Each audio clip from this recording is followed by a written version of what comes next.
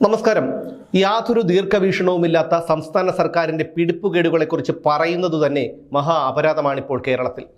സർക്കാരിൻ്റെ കടമെടുപ്പിനെക്കുറിച്ച് നമുക്കെല്ലാവർക്കും അറിയാവുന്നതാണ്. കിട്ടാവുന്നിടത്തു നിന്നെല്ലാം കള്ളക്കടം വാങ്ങി ഈ വാങ്ങിയ കടമൊക്കെ ആരാണ് തിരിച്ചടയ്ക്കേണ്ടത്? എൻ്റെയും നിങ്ങളുടെയും നമ്മുടെ വരുന്ന തലമുറയുടെയും തലയിലാണ് ഈ കടഭാരം മുഴുവൻ. എന്നാൽ ഈ വായ്പ എടുക്കുന്ന ആയിരക്കണക്കിന് കോടി രൂപ നമ്മുടെ സർക്കാർ ശരിയായ വിധത്തിലാണോ ചെലവഴിക്കുന്നത്? അല്ല. മൂലധന ചെലവുകൾക്കെന്ന പേരിലാണ് സംസ്ഥാന സർക്കാർ കടമെടുക്കുന്നത്. എന്താണ് മൂലധന ചെലവുകൾ? കെട്ടിട നിർമ്മാണം, വിദ്യാഭ്യാസം, ആരോഗ്യ മേഖലകളിലെ പ്രവർത്തനങ്ങൾ എന്നിവയൊക്കെയാണ് മൂലധന ചെലവുകൾ. എന്നാൽ മൂലധന ചെലവുകൾക്കെന്ന പേരിൽ സംസ്ഥാന സർക്കാർ കടമെടുക്കുന്ന കോടിക്കണക്കിന് രൂപയുടെ 87% വിനിയോഗിക്കുന്നത് സർക്കാർ ജീവനക്കാർക്ക് ശമ്പളവും പെൻഷനും ഉൾപ്പെടെ നൽകാനാണ്.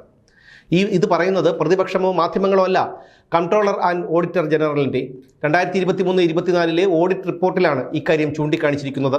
ഇതിന്നും ഇന്നലെയും തുടങ്ങിയതല്ല. കഴിഞ്ഞ 5 കൊല്ലങ്ങളായി പിണറായി വിജയൻ സാർ നയിക്കുന്ന നമ്മുടെ സംസ്ഥാന സർക്കാർ ഇത് അനുവർത്തിച്ചു വരികയാണ്.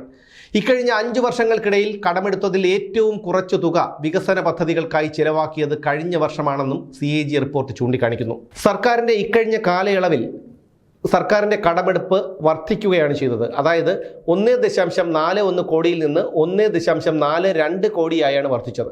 എന്നാൽ വികസന ചെലവാകട്ടെ 13,996 കോടിയിൽ നിന്ന് 13,584 കോടിയായി കുറയുകയാണ് ചെയ്തത്. പതിവ് പോലെ തന്നെ ബഡ്ജറ്റിൽ ഉൾപ്പെടുത്താതെ കിഫ്ബി 1,559 കോടിയും പെൻഷൻ കമ്പനി 3,128 കോടിയും വായ്പയെടുത്തു. ഇതൊന്നും കൂടാതെ നികുതിക്ക് പുറമെ വിവിധ സെസ്സുകളിലൂടെ 1,004 കോടി രൂപ പിരിക്കുകയും ചെയ്തു. ഇതിൽ 575 കോടി രൂപ മദ്യത്തിൽ നിന്നും 424 കോടി രൂപ ഇന്ധനത്തിൽ നിന്നുമാണ്. സ്കൂളുകൾ തുറക്കും, ബാറുകൾ പൂട്ടും എന്ന് പറഞ്ഞ് അധികാരത്തിൽ കയറിയവരാണ് നാടുനീളെ മദ്യശാലകൾ തുറന്നു കൊടുക്കുകയും മദ്യത്തിന് മറ്റൊരു സംസ്ഥാനത്തുമില്ലാത്ത കൊള്ളവില ഈടാക്കുകയും സെസ് പിരിക്കുകയും ഒക്കെ ചെയ്യുന്നത് എന്നോർക്കണം. അതിൽ അത്ഭുതപ്പെടാനൊന്നുമില്ല. കാരണം പറയുന്നതിൻ്റെ നേർ വിപരീതം പ്രവർത്തിക്കുകയും പറഞ്ഞതെല്ലാം ഉളുപ്പില്ലാതെ വിഴുങ്ങുകയും ചെയ്യുന്നവരെയാണല്ലോ നമ്മൾ കമ്മ്യൂണിസ്റ്റുകാർ എന്ന് വിളിക്കുന്നത്. കേരളത്തിൻ്റെ നാശം തുടങ്ങിയത്, അതായത് പിണറായി വിജയൻ സാർ അധികാരത്തിൽ വന്നത് 2016-ലാണ്. സർക്കാർ എത്ര കോടി കടമെടുത്തെന്നും അതിൽ വികസനത്തിനു വേണ്ടി എത്ര കോടി രൂപ ചെലവഴിച്ചെന്നും നോക്കാം. 2019-2020 60,407 കോടി രൂപ കടമെടുത്തു. അതിൽ വികസനത്തിനു വേണ്ടി ചെലവഴിച്ചതാകട്ടെ വെറും 14%, അതായത് 8,454 കോടി രൂപ. ബാക്കി 51,953 കോടി രൂപ മറ്റാവശ്യങ്ങൾക്കായി ചെലവഴിച്ചു. 2020-21 69,735 കോടി രൂപ കടമെടുത്തു. വികസനത്തിനായി ചെലവാക്കിയത് 18%, അതായത് 12,889 കോടി രൂപ. ബാക്കി 56,846 കോടി രൂപ വകമാറ്റി. 2021-22 64,932 കോടി രൂപ കടമെടുത്തതിൽ 21%, അതായത് 14,191 കോടി രൂപ വികസനത്തിനായി ചെലവഴിച്ചു. ബാക്കി 50,741 കോടി രൂപ വകമാറ്റി ചെലവാക്കി. 2022-23 54,007 കോടി രൂപ കടമെടുത്തു. 26%, അതായത് 13,996 കോടി രൂപ വികസനത്തിനായി ചെലവഴിച്ചു.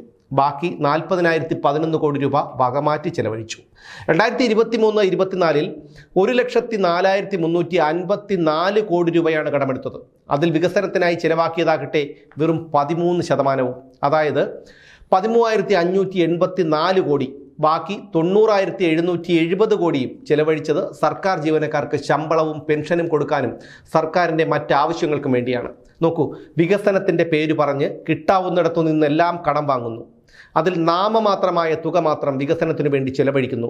ബാക്കി തുക ധൂർത്തടിക്കുന്നു.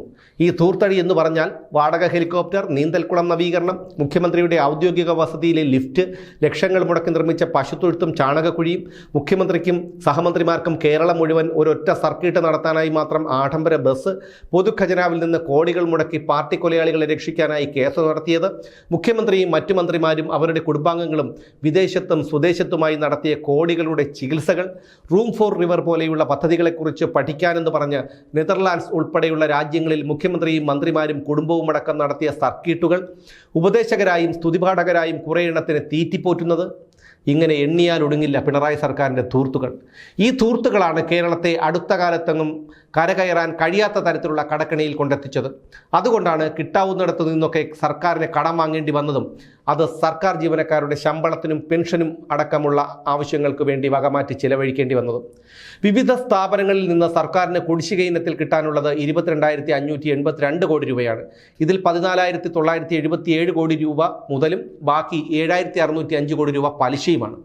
ഏറ്റവും കൂടുതൽ പണം കിട്ടാനുള്ളത് വാട്ടർ അതോറിറ്റിയിൽ നിന്നാണ്. മൊത്തം കുടിശ്ശികയുടെ 79%, അതായത് 3,929 കോടിയാണ് വാട്ടർ അതോറിറ്റിയിൽ നിന്ന് കിട്ടാനുള്ളത്. ഹൗസിംഗ് ബോർഡിൽ നിന്ന് 1,759 കോടിയും KSEBിയിൽ നിന്ന് 1,816 കോടിയും KSRTCയിൽ നിന്ന് 9,479 കോടിയും കുടിശ്ശിക ഇനത്തിൽ സർക്കാരിന് കിട്ടാനുണ്ട്.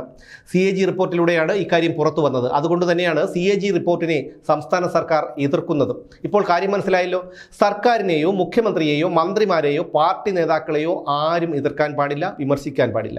വിമർശിക്കുന്നവരെയും തെറ്റുകൾ ചൂണ്ടിക്കാണിക്കുന്നവരെയും എതിർസ്വരം ഉയർത്തുന്നവരെയും ഏതു മാർഗം അവലംബിച്ചും സർക്കാരും പാർട്ടിയും എതിരിടും. അതാണ് ഈ നാടിൻ്റെ അവസ്ഥ. ഇനി ഈ നാടിൻ്റെ മുന്നോട്ടുള്ള അവസ്ഥ എങ്ങനെയാകുമെന്നുള്ളതാണ് ഭയപ്പെടുത്തുന്നത്. അതുതന്നെയാണ് ഇനി കണ്ടറിയേണ്ടത്.